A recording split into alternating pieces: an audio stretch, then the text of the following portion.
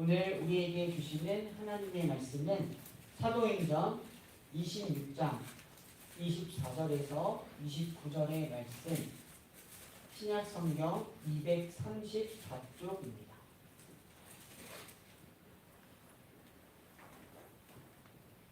사도행전 26장 24절에서 29절의 말씀을 다같이 교독하시고 마지막 절은 함께 읽도록 하겠습니다.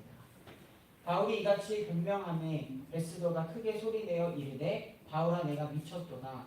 내 많은 학문이 너를 미치게 한다 하니 바울이 이르되 베스도가서 내가 미친 것이 아니요 참되고 온전한 말을 하나이다. 왕께서는 이 일을 아시기로 내가 왕께 담대히 말하노니 이 일에 하나라도 아시지 못함이 없는 줄 믿나이다. 이 일은 한쪽 구석에서 행한 것이 아니니이다.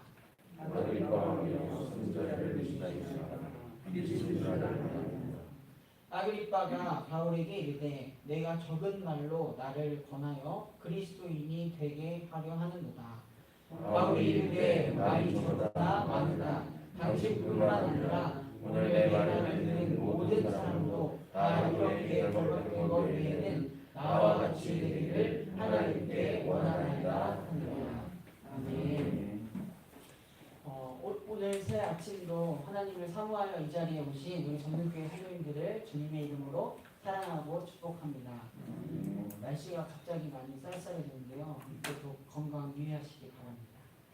오늘 우리가 함께 읽은 본문에서는 재판에선 바울의 모습을 상상할 수 있습니다. 마치 하나의 연극을 보는 것처럼 우리는 제3자의 입장에서 바울과 그를 신문하는 베스도 또한 아그리빠 왕을 마주할 수 있습니다. 바울이 재판을 받게 되는 것은요, 한편으로는 모세에게 그리고 다른 한편으로는 로마의 가이사 황제에게 거슬려 말을 했거나 행동했다라고 유대인들이 고발을 했기 때문이었습니다. 그러나 바울은 그 두 가지 사실을 모두 단호하게 부인했고요. 그러면서 바울은 자신을 재판하는 그 자리를 자신을 구원하신 예수님을 전하는 자리가 되도록 하였습니다. 재판의 자리가 오히려 예수님을 전하는 설교의 기회로 또한 전도의 기회가 된 것이죠. 이는 바울의 삶이 온전히 예수님만을 따랐고 또한 예수님을 전하기 위해서 살았기에 자연스럽게 드러난 모습이지 않을까 생각을 합니다. 이러한 사도 바울의 모습은 오늘날 우리에게 한 가지 질문을 던져주는 것 같습니다.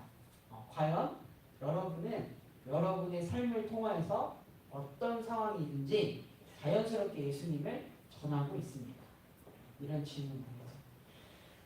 사실 이 세상의 흐름은 우리 그리스도인들이 뭔가 이렇게 공적으로 복음 전도하는 것을 침묵시키려고 합니다. 종교는 사적인 문제이므로 사적인 방식으로 유지되어야 한다라는 태도가 특히 오늘날은 더욱 지배적인 것 같습니다.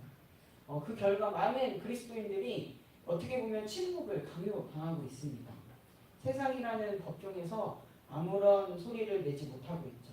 그래서 교회에는 나가지만 세상의 압박과 그로 인한 두려움 때문에 복음 전도를 멈춘 지 오래된 것이 오늘날 많은 그리스도인들의 모습이 아닐까 싶습니다.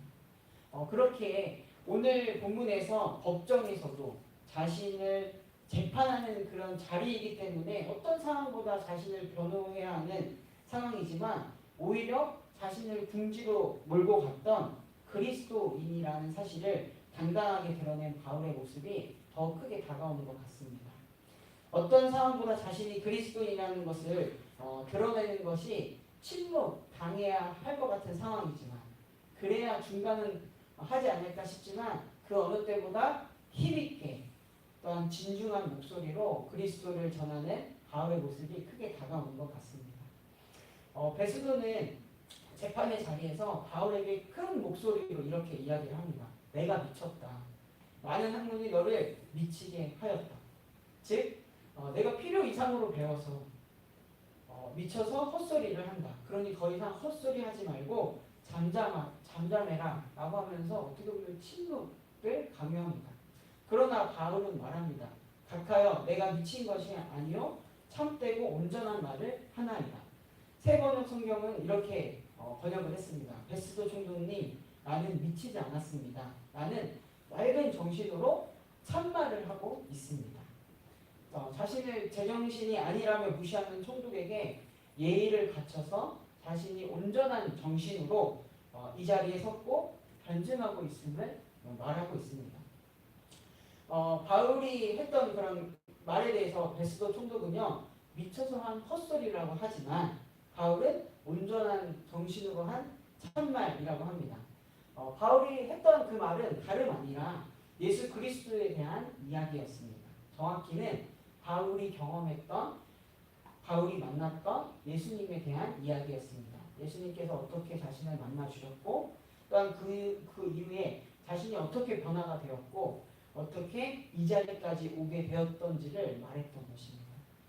바울은 어떻게 보면 생명을 죽이려는 자에서 생명을 살리는 자, 생명을 풍성히 하는 자로 변화시킨 주님을 계속해서 고백했고, 그런 고백 때문에 이 자리까지 오게 된 것입니다.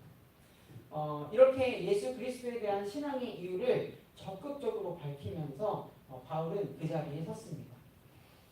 오늘 우리가 살아가고 있는 요즘 시대에도요, 많은 그리스도인들이 때로는 마치 재판하고 신문하는 자리에 놓이는 것처럼 설 때가 있습니다. 내가 헛된 것을 믿고 헛소리하는 게 아니냐, 괜히 드러내지 말고 조용히 있어라. 이러한 시대적 흐름이라 할지라도 나를 구원하신 주님, 나를 변화시킨 주님을 드러낼 수밖에 없습니다 하는 신앙이 우리에게 있기를 간절히 바랍니다. 그러한 것들을 뚫어버리고 담대한 믿음이 우리에게 있기를 소망합니다. 정말 이제 다시는 말과 행동으로, 또한 삶으로 그리스도를 전하는 사람들이 한 명 한 명 다시 세워져야 할 때라고 믿습니다.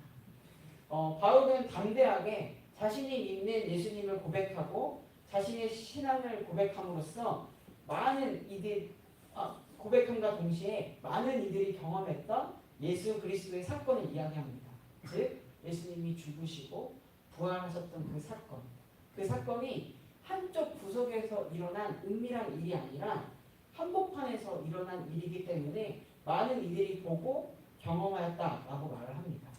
본문의 26절을 다시 한번 읽어드리겠습니다. 왕께서는 이 일을 아시기로 내가 왕께 담대히 말하노니 이 일이 하나라도 아시지 못함이 없는 줄 믿나이다. 이 일은 한쪽 구석에서 행한 것이 아니니이다. 예수 그리스도에 대한 사건은 이미 일어난 사실, 그리고 진리이기 때문에 담대하게 나는 말한다라고 바울은 이야기하고 있습니다.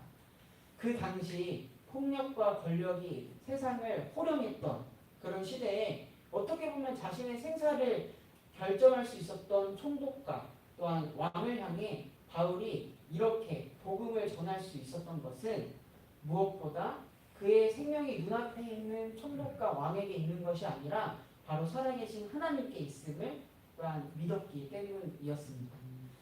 우리 또한 인간을 두려워하는 잘못된 두려움이 아니라 정말 두려워할 하나님을 두려워하는 참된 두려움으로 잘못된 두려움을 이겨내고 밀어내기를 바랍니다.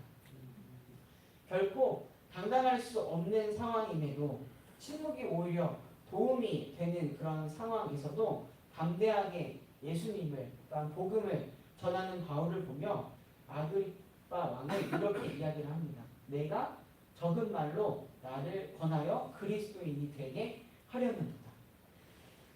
이에 바울은 다음과 같이 이야기하죠. 오늘 본문의 마지막 절입니다. 당신뿐만이 아니라 오늘 내 말을 듣는 모든 사람도 다 이가 이렇게 결박된 것 외에는 나와 같이 되기를 하나님께 원합니다. 더욱 당당하게 자신이 가진 소망을 이야기합니다. 그 소망에는 아마 이런 내용이 포함되어 있겠죠. 주님을 만남으로, 당신도, 여러분도 주님을 만남으로 주님을 영접함으로 나와 같은 삶을 살았으면 좋겠습니다. 나와 같은 변화가 있었으면 좋겠습니다. 그저 로마의 시민이 아닌 나와 같이 구원받은 하나님 나라의 백성으로 살았으면 좋겠습니다. 이런 말이죠. 말씀의 서두에서도 이야기했지만 이 세상은 그리스도인들이 공적으로 복음 전도를 하는 것을 침묵시키려는 그런 경향이 있습니다.